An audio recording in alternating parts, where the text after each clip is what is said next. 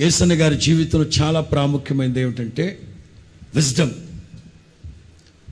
జ్ఞానం లేదనే కానీ 6వ క్లాస్ 2 సార్లు ఫెయిల్ అయ్యాడనే కానీ, సమాజం లౌకిక జ్ఞానం ఆయనకి తెలియదు కానీ, చాలా చాలా చాలా దైవ జ్ఞానముతో, లేకపోతే ఒక్కడై ఉండి ఇక ఆయన మహిమలోకి వెళ్ళేసరికి రమారమి 10 లక్షల మంది విశ్వాసులు వస్తున్నారు మినిస్ట్రీస్లో.